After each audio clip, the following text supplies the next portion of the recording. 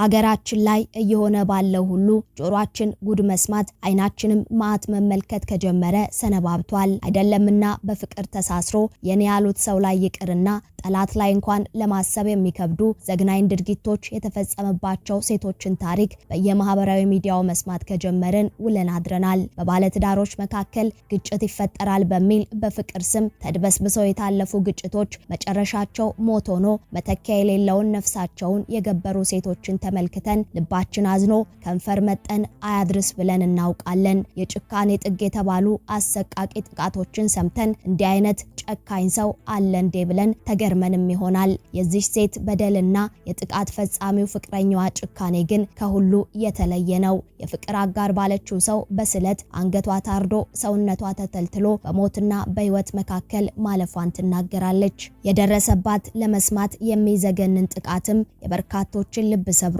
በይፋዊ ትዳር እወቁልኝ ብላ ደግሳ ባትጋባም በፍቅር ተሳስረው አብራው የምትኖረው ፍቅረኛዋ አቅፏት በሚያድረው እጁ ስለት ጨብጦ ለማስታረቅ የተሰበሰቡ ሽማግሌዎችን አስወጥቶ አይደለም ሰው ላይ እንስሳ ላይ እንኳን ለመሰንዘር በሚያሳሳ ስለት አንገቷ ሆዷና እጇ ላይ ያደረሰባት ዘግናኝ ጥቃት መላ ህዝብን በእንባ ያራጨ ሆኗል። ቃላት በማይገልጹት ስቃይ ውስጥ አልፋ ለፈሰሰው ደሟ በፈጣሪ ቸርነት ለተረፈ ነፍሷ ፍትህ ለማግኘት የተጋደለችው ተጋድሎ የበርካቶችን ቀልብ ስቧል። ይሁን እንጂ ጨካኝ ልብ ባላቸው ሰዎች ደማቸው ፈሶ ነፍሳቸው ጠፍቶ ፍትህ ላላገኙ አሁንም ለጆሮ በሚከብድ ጥቃት ውስጥ እያለፉ የሚደርስላቸው አጥተው ስቃያቸውን አፍነው ለሚኖሩ ሴቶች ምልክት የሆነችው ትዕግስት ዛሬም ፍትህ እየጠየቀች ነው። አንገቷን አርዶ ሰውነቷን ቆራርጦ በሞትና በህይወት መካከል ጥሏት ያመለጠውን ሰው ለህግ ለማቅረብ ጎዳና ላይ እስከ መውደቅ ብትደርስም ያደረሰባት የዘላለም ጠባሳ ሳይጸጽተው በእርሷ ምክንያት ቢታሰር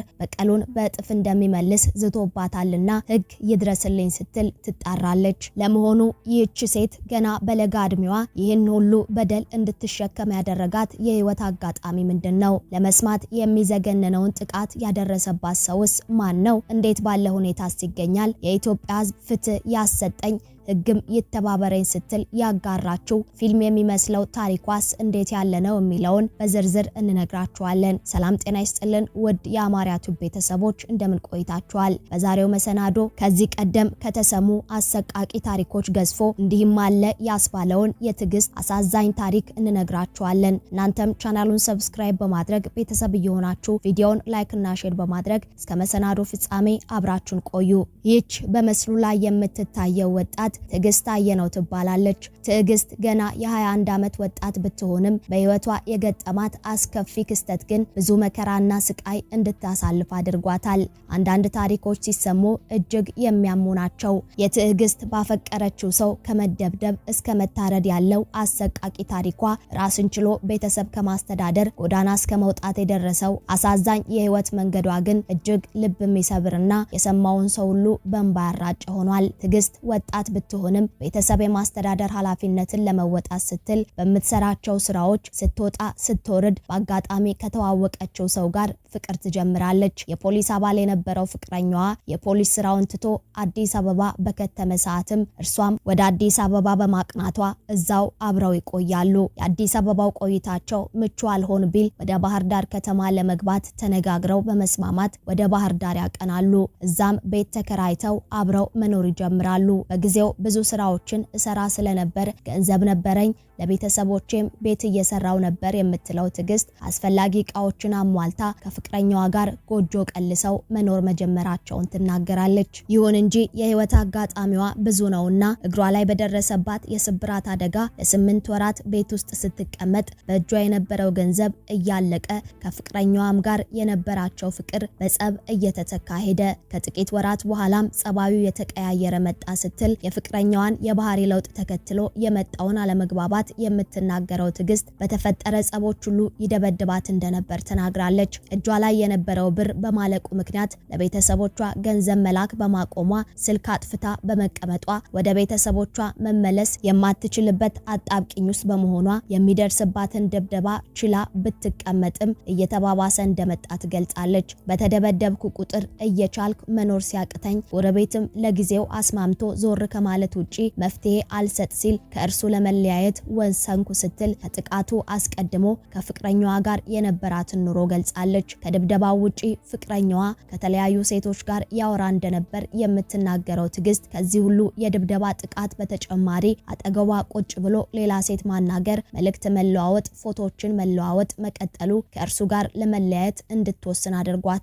ይሁን እንጂ ከእርሱ ጋር መለያየት ቀላል አልሆነም። ከእኔ ጋር ተለያይተሽ የሌላ ሰው አትሆኝም እያለ እንደሚያስፈራራት የተናገረች ሲሆን የእርሱ ቤተሰቦች እንኳን እንዳትለየው ጫና እንዳደረጉባት ገልጻለች። ጥቃትና ድብደባው እየበረታም ቢሆን ከአንድ ዓመት በላይ አብራው ብትቆይም እንለያይ ስትል ግን ለኔ ካልሆንሽ ለሌላ አትሆኝም እገልሻለሁ የሚል ዛቻ ሲበረታ ወደ ሕግ ታቀናለች። ከቀናት ባንዱም ለፖሊስ አመልክታ ፖሊሶች እስኪመጡ እየተጠባበቀች ሳለ ጎረቤት ተሰብስቦ ችግራችሁን በእርቅ ፍቱ የሚል ሐሳብ አቅርበው ለማስማማት ተሰብስበው የነበሩ ሽማግሌዎችን አንዴ ብቻዬን ላዋራት በሚል ከቤት ካስወጣቸው በኋላ በያዘው ጩቤ አንገቷን በማረድ ልትከላከል የዘረጋቸውን እጇን በመውጋት እንዲሁም ሆዷን በመውጋት ስትጮህ አምልጦ ወጥቶ መጥፋቱን ተናግራለች። በደረሰባት ከባድ የመወጋት ጥቃትም ደሟ እየፈሰሰ በመልካም ሰዎች እገዛ በብዙ መከራ ሕክምና አድርጋ ዛሬ ላይ ከዘላለማዊ ጠባሳና ከማይሽር ህመም ጋር በማህበራዊ ሚዲያ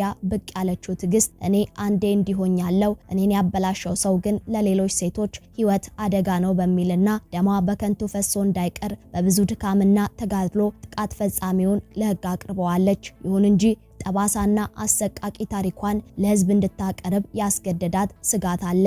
እርሱም የጥቃት አድራሹ ዛቻና ማስፈራሪያ ነው። በእርሷ ምክንያት ቢታሰር በቀሉን በእጥፍ እንደሚመልስ እንዳስፈራራት የምትናገረው ትዕግስት በህግ ቁጥጥር ስር የሚገኘው የቀድሞ ፍቅረኛዋ ቢለቀቅ ለእርሷና ለቤተሰቧ ህይወት አስጊ በመሆኑ ህግ ተገቢውን ፍትህ እንዲሰጣት እየተማጸነች ነው። እርሱን ለህግ ለማቅረብ በሴት አቅሟ ከባህር ዳር እስከ አዲስ አበባ ብዙ ውጣ ውረዶችን አይታለች። ጎዳና ላይ እስከ መውደቅ ያደረሳት ጥቃት ፈጻሚም ከህግ ጥላ ስር የሚወጣ ከሆነ ዛቻውን እውን እንዳያደርገው ፍርሃት ውስጥ ናት። በፍቅር ስም የሚፈጸሙ ጥቃቶች ሀገርን ማስቆጣታቸውን ህዝብን ማሳዘናቸውንም ቀጥለዋል። አልፈልግህም አብረን አንኖርም በማለቷ ብቻ በገዛ ፍቅረኛዋ የታረደችውና ሆዷ ከላይ እስከ ታች የተተለተለው ወጣት ታሪክ የሁሉንም ሰው በር የሚያንኳኳና የሁሉንም ሰው ልብም የሰበረ ሆኗል። ተጎጂዋ ወጣት በደረሰባት አሰቃቂ ድርጊት ለሞት ተቃርባ የነበረ ቢሆንም በፈጣሪ እርዳታ ተርፋለች። ሆኖም ግን ፍትህን ፍለጋ የሄደችበት መንገድ እጅግ አስገራሚና መስዋዕትነትን የተሞላበት ነበር። አጥፊውን ለህግ ለማቅረብ ስትል ብቻ ያረዳትን ሰው ደግማ ለመቅረብ ተገዳለች። በጣም የሚያሳዝነውና ህዝቡን ሁሉ ያስቆጣው ነገር ደግሞ የታመመች ዕለት ያልጠየቋት የአጥፊው ቤተሰቦች 100,000 ብር በመስጠት ጉዳዩን በገንዘብ ለመጨረስ መሞከራቸው ሆኗል። እርሷም ለፍትህ አልደራደርም በማለቷ ግለሰቡ በ30,000 ብር ዋስ ተፈቶ እንዲወጣ ተደርጎ ነበር። ጀግናዋ ትዕግስት ግን ተስፋ ሳትቆርጥ በባህር ዳርና በአዲስ አበባ መካከል እየተመላለሰች ባደረገችው የፍትህ ትግል በመጨረሻም ግለሰቡ በ8 ዓመት ጽኑ እስራት እንዲቀጣ ተደርጓል። የጥፋተኛው መታሰር ብቻ ግን መፍትሄ አልሆነም። እወጣለሁ፣ ስወጣም አንቺንም ቤተሰቦችሽንም እጨርሳለሁ የሚል ዛቻ እየደረሰባት በመሆኑ እህታችን በአሁኑ ሰዓት በከፍተኛ ስጋትና ፍርሃት ውስጥ ትገኛለች። ይህች ልጅ ጀግና የሚለው ቃል አይገልጻትም። የደረሰባትን አካላዊና ስነ ልቦናዊ ጠባሳ ተቋቁማ አጥፊው ለህግ እንዲቀርብ ያሳየችው ቆራጥነት ለብዙዎች ተምሳሌት ሆኗል። ነገር ግን ትልቁ ጥያቄ አንዲት ሴት እንዲያለ አሰቃቂ ጥቃት ደርሶባት አጥፊው በገንዘብ ዋስ የሚፈታበትና ተጎጂዋ አሁንም በዛቻ የምትኖርበት ሁኔታ ለምን ይቀጥላል የሚል ትልቅ ጥያቄን አስነስቷል። ፍትህ በአጥፊው መታሰር ብቻ አያበቃም። የተጎጂዋ ደህንነት እስከ መጨረሻው መጠበቅ አለበት። ዛቻ የደረሰባት ሴትም መንግስት ልዩ ጥበቃ ሊያደርግላት ይገባል። ዝምታችን ለነገው ገዳይ መንገድ ይከፍታል።